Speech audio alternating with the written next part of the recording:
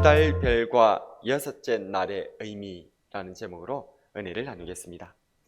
천지창조의 첫째 날부터 셋째 날까지를 준비의 단계라고 우리가 부를 수가 있습니다. 이 기간 동안 하나님께서는 모든 세상의 배경을 만드신 그러한 날들이기 때문에 그렇습니다. 오늘 본문에 나오는 넷째 날부터 여섯째 날까지는 지배의 단계라고 말할 수가 있습니다. 여기서는 앞선 준비의 단계에서 마련해 두었던 배경들, 공간들에다가 그곳을 살아갈 지배자를 우리 하나님께서 두셨기 때문입니다.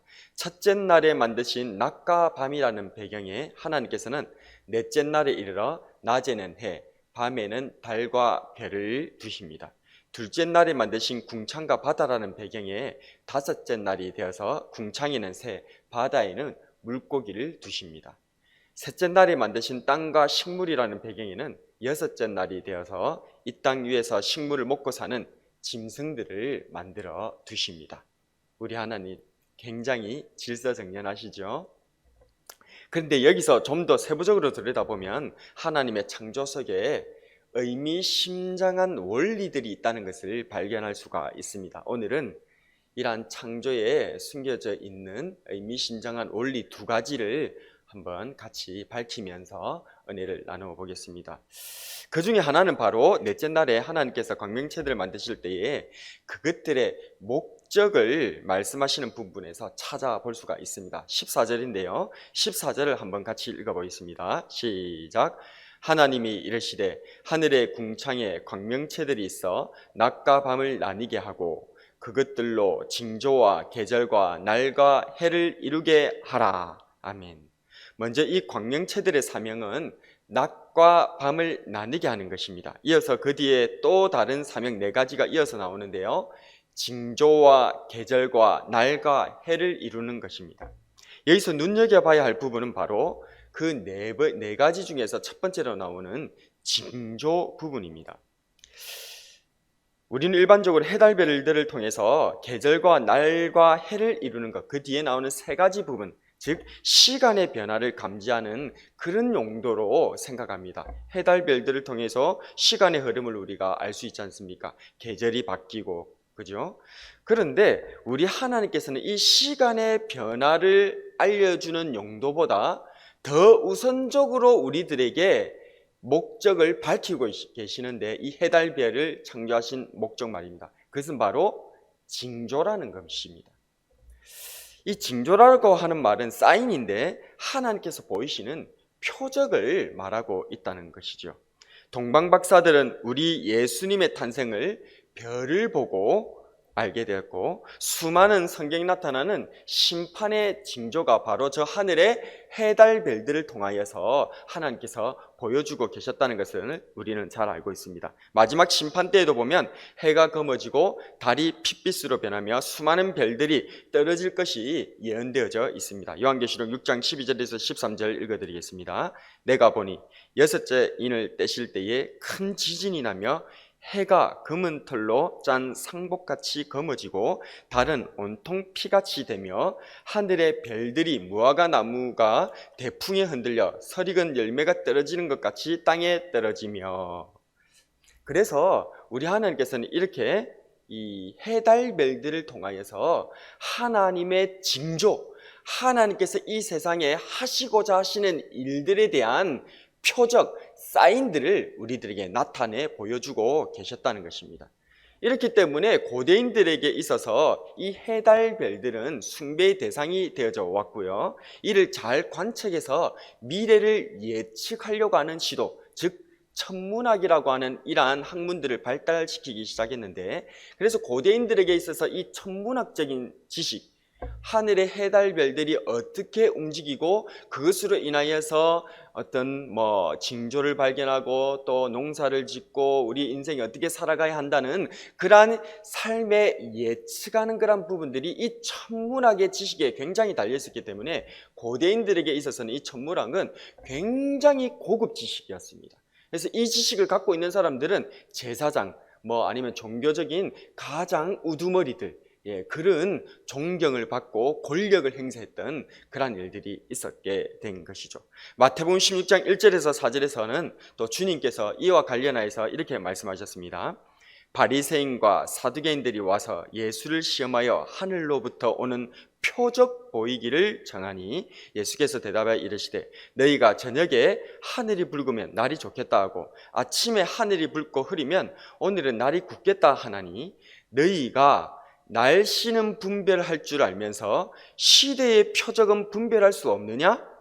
악하고 음란한 세대가 표적을 구하나 요나의 표적밖에는 보여줄 표적이 없느니라 하시고 그들을 떠나가시니라. 아멘. 예수님께서는 하늘의 저 해달별들을 통한 하늘의 표적들을 보면서 시대의 표적을 발견하라고 말씀하신 것입니다. 우리가 하늘의 여러 가지 징조들을 보면서 날씨를 가늠하잖아요. 이 계절이 어떻게 움직일지를 가늠하지 않습니까? 예측을 하지 않습니까? 세상 사람들도 그렇게 예측을 다 하는데 어찌하여 하나님께서 해달별을 통하여서 너희들에게 주시는 이 시대의 표적을 보지 못하느냐라고 주님께서 꾸짖으셨던 것입니다. 우리에게는 이러한 지혜가 있어야 될 줄로 믿습니다. 해달별과 이 시대의 흐름을 보면서 하나님께서 보여주시는 이 시대의 표적을 분별할 수 있기를 바랍니다.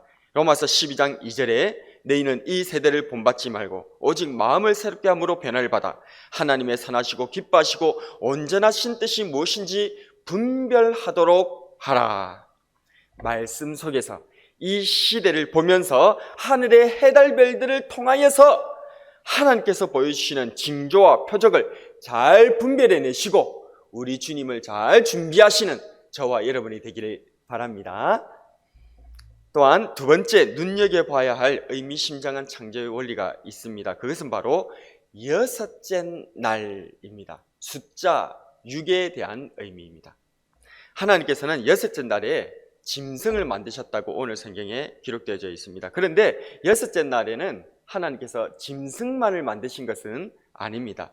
오늘 본문에는 아직 나오지 않았지만은 하나님께서는 이 여섯째 날에 짐승을 만드셨을 뿐만 아니라 또 뭐도 만드셨죠? 우리 사람도 만드셨습니다. 짐승과 사람은 매우 유사합니다. 첫째로 같은 날, 즉 여섯째 날, 숫자 6, 여섯째 날에 같이 만들어졌습니다. 둘째로 재료가 같습니다. 둘 다 흙으로 만들어졌습니다. 셋째로 둘 모두 하나님께서는 생육하고 번성하도록 축복을 받았습니다. 그래서 요한계시록 13장 18절에서는 이 숫자 6이 짐승의 숫자이면서 사람의 숫자이다 라고 밝혀주고 있습니다. 지혜가 여기 있으니 총명한 자는 그 짐승의 수를 세어보라. 그것은 사람의 수니 그의 수는 666이니라. 그래서 하나님께서는 짐승의 숫자와 사람의 숫자가 일치한다라고 말씀을 하고 계십니다. 그것이 바로 뭐라고요? 숫자 6의 의미가 된다 그 말입니다. 그러나 이 둘 사이에는 결정적인 차이점이 있습니다. 그것은 사람에게만 하나님께서 하나님의 생기를 불어넣어 주셨고 오직 사람만이 하나님의 형상대로 창조되었으며 사람에게만 모든 생물을 다스리는 사명을 주신 줄로 믿습니다. 그런데 문제는 무엇입니까? 사람에게는 두 종류가 있다는 것입니다. 이를 예수님께서는 마태복음 4장 4절에서 밝히시고 계십니다. 예수께서 대답하여 이르시되 기록되었으되 사람이 떡으로만 살 것이 아니요 하나님의 입으로부터 나오는 모든 말씀으로 살 것이라 하였느니라 하시니. 아멘. 즉 예수님께서는 사람을 두 가지로 구분하고 계시는데요. 하나는 떡으로만 살아가는 사람. 이 떡으로만 사는 사람은 예수님께서는 이를 사람으로 인정하지 않으셨습니다. 다른 하나는 하나님의 입으로부터 나오는 모든 말씀으로 사는 사람입니다. 주님께서는 이러한 하나님의 입으로부터 나오는 모든 말씀으로 사는 사람만이 진정한 사람이다라고 인정하셨던 것을 우리는 기억해야 된다는 것입니다. 주님께서 인정하지 않는 사람인 떡으로만 사는 사람, 이것을 사도 바울 선생님은 로마서를 통하여서 옛사람이다, 혹은 죄의 종이다, 혹은 육신을 따르는 자다라고 표현하고 있습니다. 또한 베드로후서 2장 12절에서는 이러한 떡으로만 사는 사람을 일컬어 짐승 같은 사람이다라고 표현하고 있습니다. 그러나 이 사람들은 본래 잡혀 죽기 위하여 난 이성 없는 짐승 같아서 그 알지 못하는 것을 비방하고 그들의 멸망 가운데서 멸망을 당하며, 아멘. 이러한 짐승 같은 사람들은 멸망을 당한다라고 성경은 밝히 말하고 있습니다. 그래서 이 여섯째 날을 통해서 우리 하나님께서 우리들에게 계시하시고 말씀하시는 창조의 숨은 올리는 바로 사람이 사람다워야 사람이지, 사람이 그냥 사람이라고 해서 사람이 아니라는 것입니다.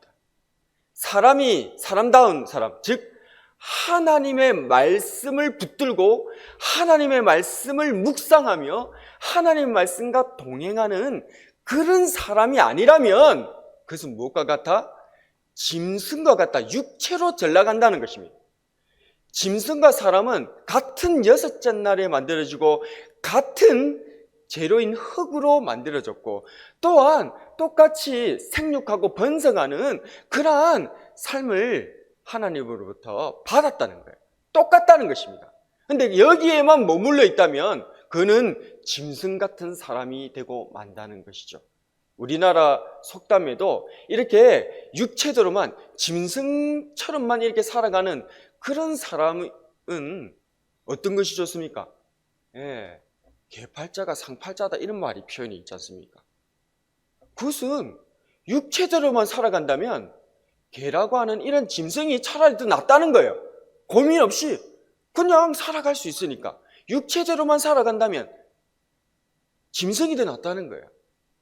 우리 하나님께서는 이 창조의 6일째의 이것을 우리들에게 말씀하시면서 짐승과 사람을 같은 날에 창조하시면서 우리들에게 교훈하고 있는 것입니다. 하나님의 사람답게, 하나님의 형상으로 지음받은 하나님의 자녀답게 하나님의 말씀을 붙들고 말씀과 동행하면서 살아가는 저희 여러분 되시기를 축복합니다. 오늘 우리는 창세기에 숨겨진 의미심장한 원리 두 가지를 살펴보았습니다. 먼저 하나님께서는 해달별들을 통하여서 하나님의 징조를 보여주고 계신다는 것을 통해 우리는 말씀 속에서 깨어 해달별을 통해서 시대의 징조를 분별할 수 있어야 할 것입니다. 또한 하나님께서 여섯째 날에 사람과 짐승을 함께 만드셨다는 것을 통해서 사람이 사람이라고 해서 다 사람이 아니고 사람이 사람다워야 사람이라는 것, 하나님의 말씀으로 살아가야 하나님께서 인정하시는 사람이라는 사실을 기억하여 매일 큐티하고 들은 말씀을 삶 가운데서 묵상하고 되새김질하고 이 말씀과 동행하고 말씀대로 살아가는 저와 여러분들이 되길 주님의 이름으로 축복합니다.